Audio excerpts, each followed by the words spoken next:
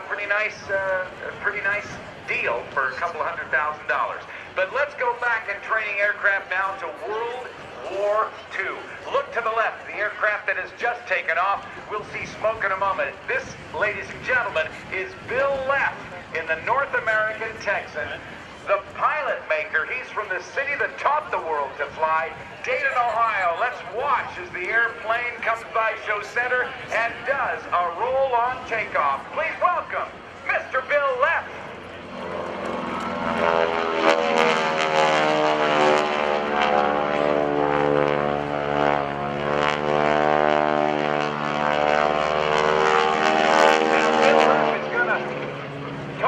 Live from the cockpit as he puts on his aerobatic demonstration. But let me tell you a little bit about Bill Leff.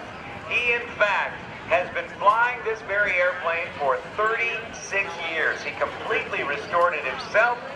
He served in the Air National Guard. He has since he started flying gliders at the age of 14, has flown more than 200 types of aircraft. But in this airplane, he's flown over 1,000 air show performances over the years. Watch him as the airplane goes up into the sky over Naval Air Station Oceana, picking an imaginary spot in the sky 45 degrees up and to the left of the airplane and rolling around it using the elevators, rudder, ailerons, and throttle to start and stop at the same altitude and airspeed. Now, let's see if we can go live to him. Say a quick hello to Bill Leff. Bill Leff, good afternoon. Welcome to Oceana. Oh, he's coming up now? Okay. Hello, Bill Leff. How are you, bud? Well, we think we're going to be able to talk to him live in the cockpit. Hello, Bill Leff. Are you there? Hey, Rob Ryder. Here I am. Okay. Well, I bet you could do... Could you do a loop for us? Oh, we'll get to one. First, we're going to do a slow roll. A slow roll. Right now. Now, the slow roll is a maneuver that some great aerobatic coaches have said if you can do a slow roll well, you can do just about any aerobatic maneuver. It takes a lot of skill, especially in an airplane that weighs 5,500 pounds. You got yourself a heavy airplane there, buddy, but it's slow rolled well. What's coming up? Okay, Cuban 8 is next. So you can tell folks all about what a Cuban 8 is. I will do just that. And for those of you who were here early this morning when Bill flew just about 10 minutes after 10 o'clock, he did the Cuban 8. He's going to do a couple little extra wrinkles on it, but it was in 1936 that Len Povey, when he was doing an aerobatic routine at the Miami Air Races, was too low at the top of a loop to successfully complete it. So rather than make a smoking hole in the ground, after he got through 5/8 of a loop, he rolled the aircraft upright, did the same thing in the opposite direction. Right about here, Len Povey said, I can't make it. I better roll upright. He did. Now, Bill Leff is going to put an extra roll in it right now.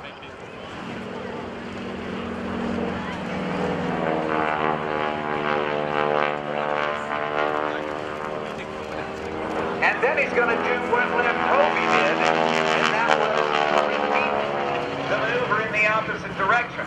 When Len Povey did it, the air show smoke system traced out a figure 8 lying on its side in the sky. Nobody had ever seen the maneuver, and when he landed, they asked him what it was, and he replied with 2 words. He was also training the Cuban Air Force pilots to fly aerobatics. He said, Ocho Cubano. That was in 1936. Ocho Cubano, Cuban 8, and the name has stuck ever since. Bill Leff, who used to deliver papers to the home of the Wright brothers just so he could earn money to learn to fly.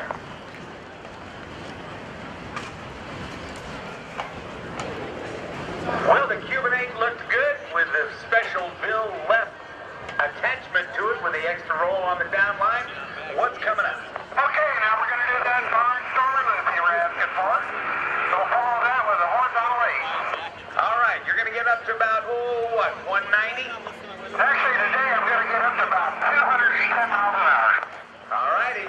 and he'll experience about 4 times the force of gravity as he climbs through the top toward the top. Here we go. 4.5 Gs. 4.5 times the force of gravity means he weighs 4.5 times his normal body weight. Straight up into the sky over the top. Now he gets weightless. He pulls back through, and on the back side of the loop right there, another 4.5 Gs. Yeah, for everybody, but you're handling it well, my friend. Bill Leff now experiencing Now we're doing a 4G horizontal 8. the horizontal 8, where he picks up that 4G pull all the way through the maneuver, lying the 8 flat on the ground, if you will, with the flat 8.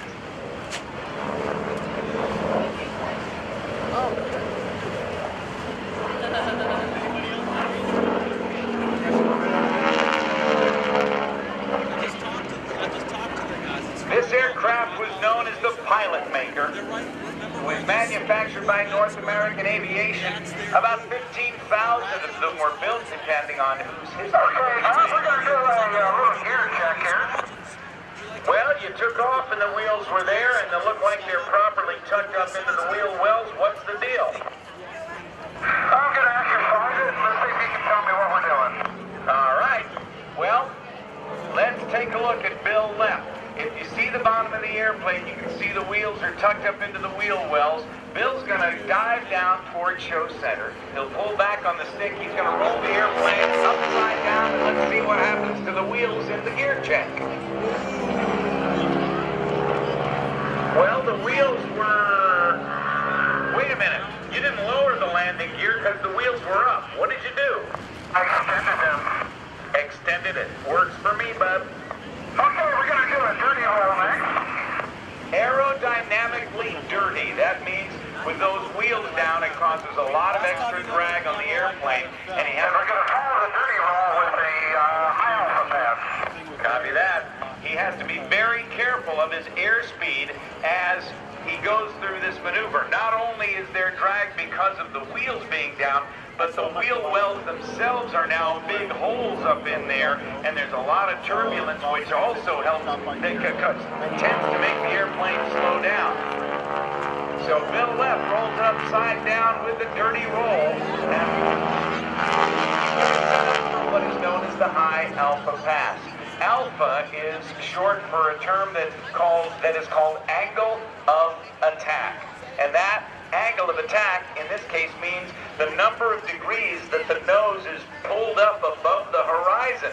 And so Bill, with this 600 horsepower Pratt & Whitney radial engine and a 5,500 pound airplane, is going to come around from the left and slow the airplane down. He'll come back on the power, pull the nose up some more, and add power, and let's see how slow he's going to go. Okay, Bill, give us some speed calls. I've explained the angle of attack to our spectators, so let's see how slow you can make it go. Okay, we're down to 90 miles an hour. We're slowing and shoot for 65, and there's 80. A little turbulent today, so it might be a little touchy getting slow, but we're bringing her down. There's 70. Not getting any speedy tickets today. 65 right on the speed limit. Virginia State Police are nodding approvingly. There we go. We're going to clean it back up just to show versatility of this old airplane. You got it cleaned up right quickly. Yes, sir. Now next we're going to do something they can't do with a T-6. And what can't you do with a T-6 that you were going to do? Well, most of the time I say they won't run upside down. We're going to prove a little different. We're going to do a slow roll from inverted to inverted. Okay, well, we'll take a look at that. Because you don't have an inverted fuel and oil system? Don't have inverted fuel. I did modify the airplane with inverted oil. So that'll keep that part of it turning, but if you get it into upside down, it doesn't have an inverted fuel system, and it's going to start the engine. Here comes Bill Leff. Let's watch as the nose come up. He's going to roll it forward on its back. 5,500 pounds of airplane. The advanced trainer used by the Navy and the Air Force. Upside down. And let's see if he can get it all the way around to upside down again and complete the maneuver. There he goes. Ladies and gentlemen, a round of applause for Bill Leff in the North American T-6 Texan. Pretty good today. Yeah, it did. Kept going. I love it when the engine keeps going, and that's a heavy airplane for only 600 horsepower. Oh yeah, this airplane weighs nearly 6,000 pounds. Okay, we're going to do a 4-point roll next. Oh gosh, I didn't know it was that heavy. 5,300 pounds. Military swim all the way up to 8,000 pounds. Oh boy. All right. Well, you're going to do what now? 4-point roll. Here we go. As soon as I got back, you're back. Left knife edge flight for 90 degrees. Another 90 degrees into inverted flight. He'll hold it now for the next 90 degrees to knife edge and then bringing it around. That's the 4-point hesitation roll. Well, that looked good, Bill Leff. And I tell you what, the airplane just... Do you polish that airplane every week? Yeah, we keep it nice and clean for the folks until we get the cameras out. We're going to come by and do a photo pass for them. All right, we'll do that. So they're one each way. That sounds awesome. So we got a couple of photo passes. Now, you spent how many years restoring this airplane, Bill? I've owned it for 37 years. Wow. And when you bought it, who did you buy it from? Buy it from the Air Force? I bought it from an Air Force pilot and bought it out in Spokane, Washington. That's a long way to bring an airplane back to Dayton, Ohio. That was a long flight. No radios, no instruments. It was out of license. So we had to do a full restoration on it. And you were responsible for a lot of that, but you've done a lot of modifications, including hydraulic system modifications to get the gear up faster and a lot of stuff, right? We've done that, but the outside is completely stock. The fuel system is stock. Okay, here we're going to show another good side. Pops up the full brake windows. Full brake windows in a Texan is the speed of smell. Weather people anyway. 76. 17 mile an hour wind. It says real feel.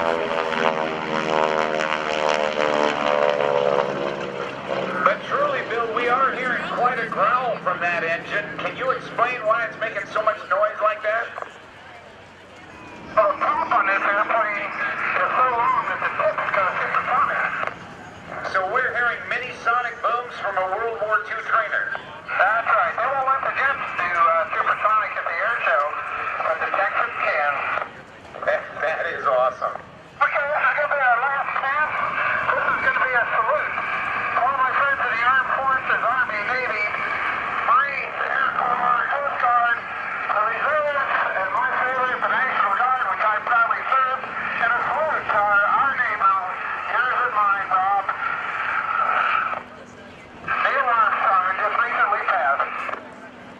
Neil Armstrong, the first man on the moon, lived midway between Bill and me in Ohio. I live in Cincinnati. Bill lives in Dayton. He lived in Lebanon, Ohio. And that, ladies and gentlemen, is a salute to astronaut Neil Armstrong, who in July of 1969 was the first man to walk on the moon.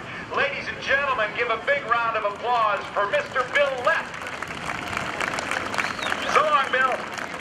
And he's going to head back to the boss. Now, give me a second. I'm going to run down and grab a microphone.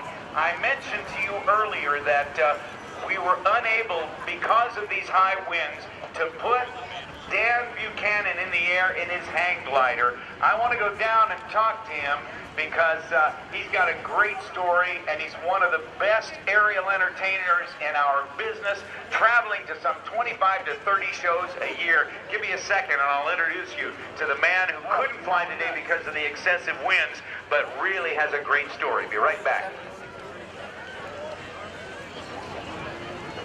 What are you giving Ricky a hard time? I'm not cold. That's because you're from Canada. I'm cool too, man. 1, 2, 3, 4, 5. Thanks, Dano McLaren. And ladies and gentlemen, I got a guy down here in a wheelchair. I think you're the only person I know that And didn't put on the I freshman want you to team. welcome Dan Buchanan to the 2012 Oceana Airshow. Not only are you ground level right now, but I'm short. A lot of pizza. Well, What it hey, was for listen, me. buddy. I'm sorry you couldn't fly. The wind just was beyond the safety limits of the hang glider. Yeah, the issue